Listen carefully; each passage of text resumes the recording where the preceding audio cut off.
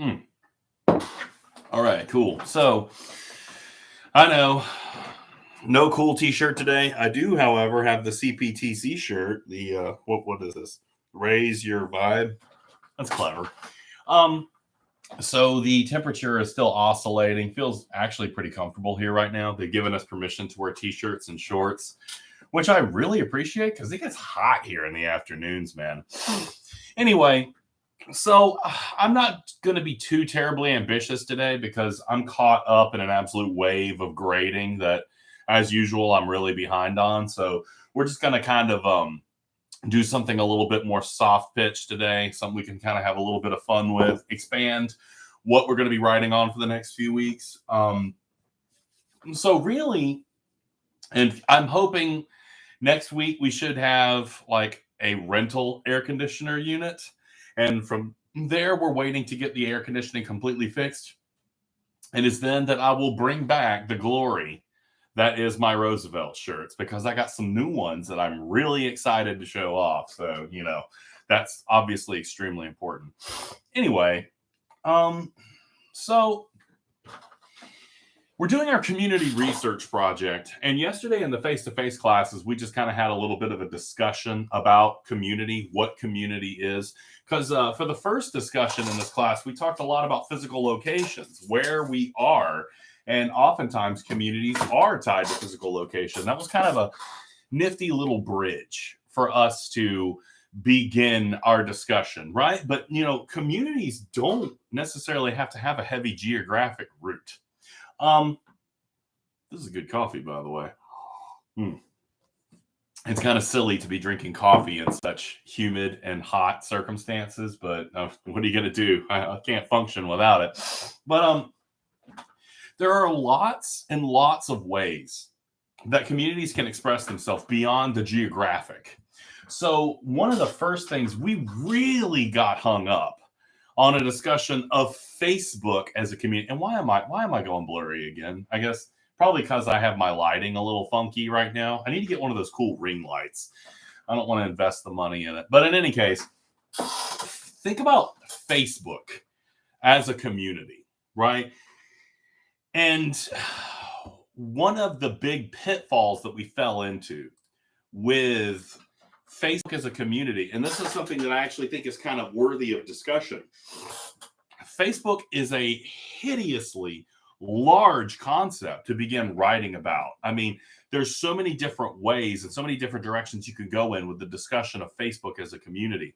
I mean, when you think about how many people are on there, when you think about everybody's different experiences as to what Facebook is, how you use it, the types of people that you interact with on there, all of those things are remarkably different depending on what the individual is using Facebook for. But some of the common responses I had from the face-to-face classes was the toxicity of Facebook, as most people have encountered it, the censorship issues, which that was a whole bag of worms to open up for the censorship on Facebook. And generally Facebook's evolution as to what it used to be and what it became. I had some older students in there who remember I was on. Okay, I got to do something. Let me try to turn my main light on. Maybe that'll do something with the constant focusing in. Seriously? Anyway, let's just ride this train straight to hell. So for the people who are on Facebook, I was on Facebook very close to the beginning, when it used to be that, it was only college students who could have access to it. You had to have a college email address in order to even be on there. And gradually, Facebook got more and more open to the public. And as Facebook opened up to the public, it became, at least for me, more and more and more toxic. It really wasn't even a platform that I used to just communicate people in the beginning. What I had Facebook as in its beginning, it was really a dating site. That's all it was when it first came, when it first debuted. And then it kind of grew to become a cornerstone of human communication that Not having Facebook now is considered quite weird in a lot of circles, although it's becoming more and more fashionable to be like, I'm not on Facebook, right? I mean, typically when somebody says that, there was a couple of people in the class yesterday who were like, I don't have Facebook, but I have Facebook Messenger. And I'm like, right. Anyway, it's getting a little bit off the topic, but for me personally, and I kind of like to point this out, we're trying to move away from the personal to talk more and more about what is outside of ourselves. And that was something that we focused on. You know, we began with the oppression piece. We moved into the eco-narrative. And now we're doing something that's a little bit more societal. We're discussing communities, right? But the personal can still come into this conversation a little bit. My experience of Facebook and its toxicity really began to dial up when my family members started to get on there. And I'm not going to go into too much specifics on this because I certainly don't want anybody to feel like I'm calling them out. But I think most of you guys will at least be able to kind of sort of understand what I mean when I say I have some rather toxic family members.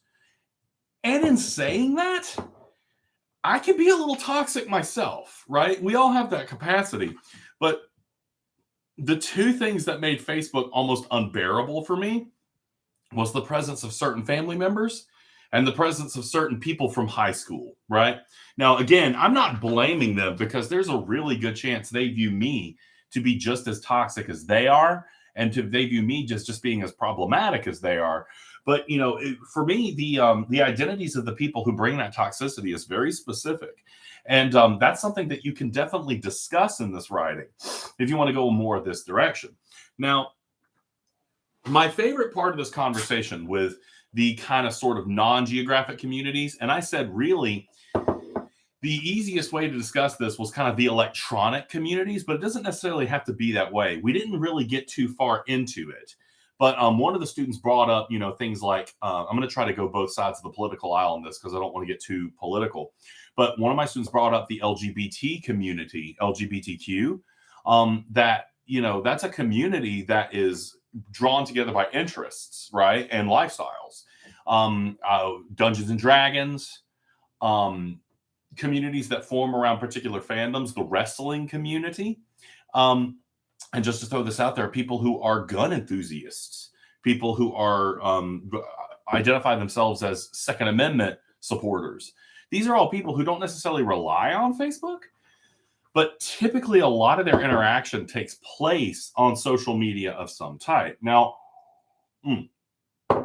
we stayed on this topic for a long time, and I pointed out writing about Facebook is actually probably a really bad idea. Not because Facebook itself isn't interesting, but because Facebook is so unbelievably huge that you're actually going to get lost in that discussion. So you're going to, that's more like several volumes of books in order to discuss Facebook as a cohesive community, right? So what I suggested was, and I don't know how many of you guys have this experience, but something more specific on Facebook is a really good idea if you want to go the digital community route. So for me, I'll share two of them with you. For me, I am part of two Facebook groups, and they're called groups, right? That's one of the functions of Facebook. And that's one of the places of Facebook that I find to be very much more enjoyable as opposed to toxic as some of the areas have a tendency to be. My personal favorite, and this is, you guys are going to hate me for this, but I belong to a Roosevelt's group.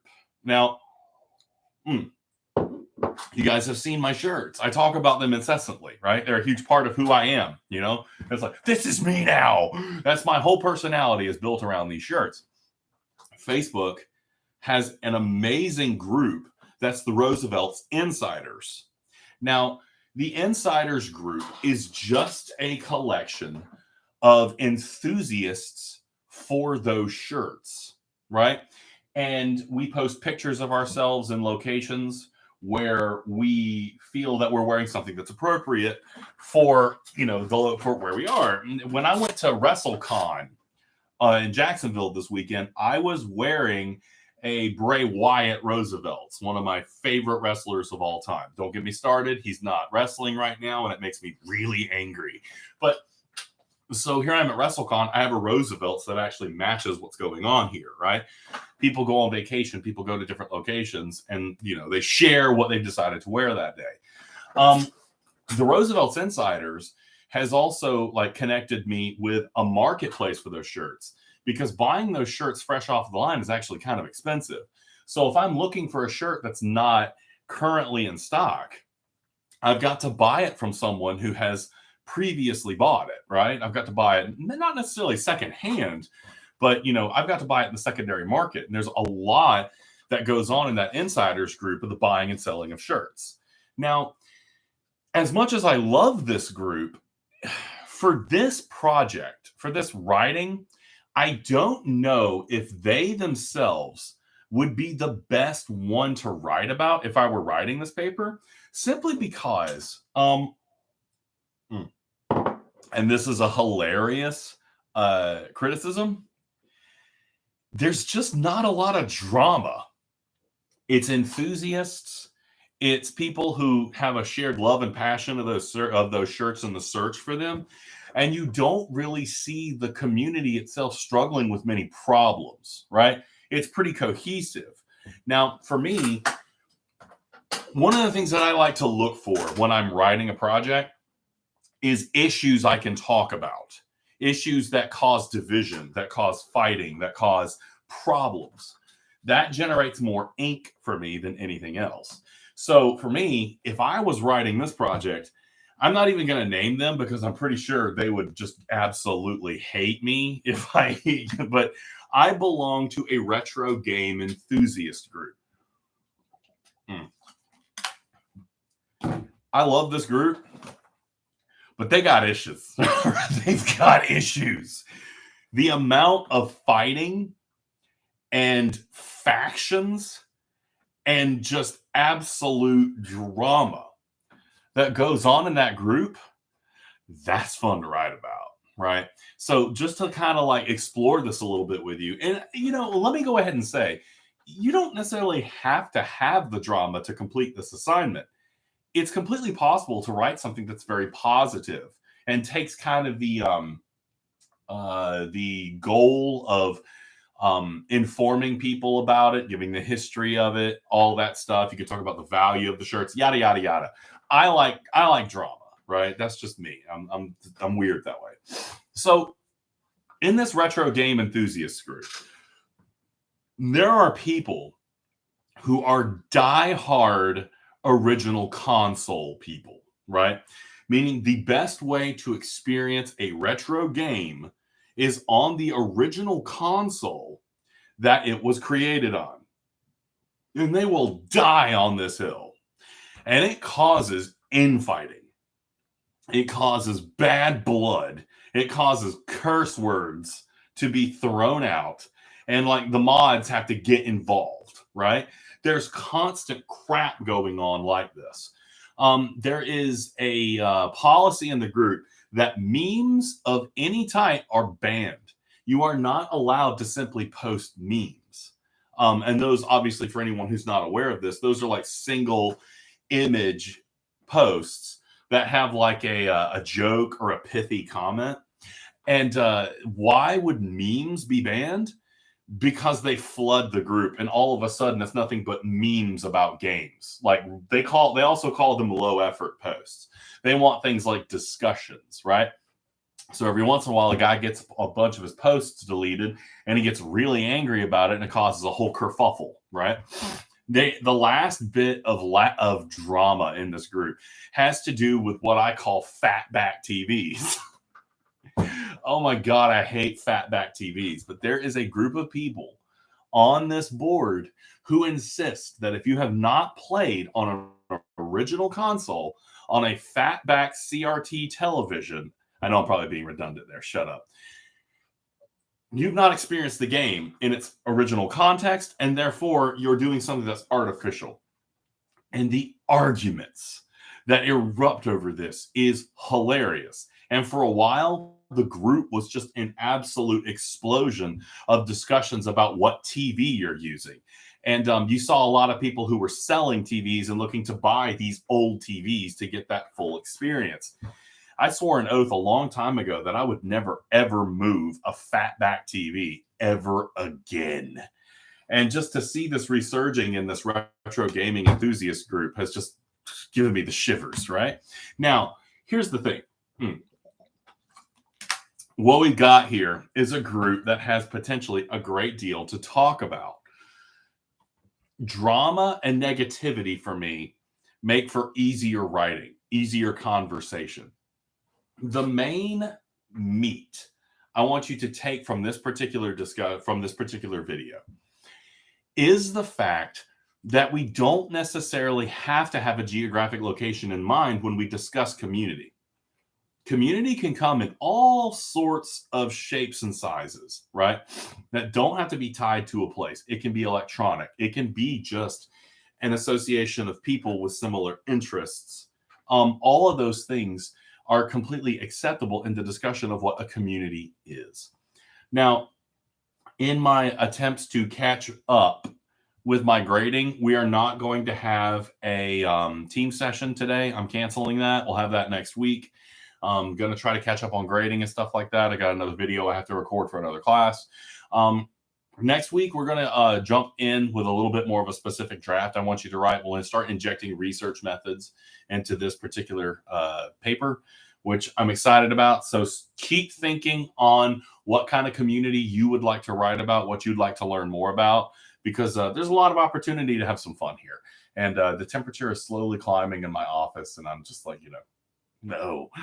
Anyway, you guys have an excellent week. Thank you for listening. And don't worry about a discussion with this video either. We're just going to chill for a bit. Okay.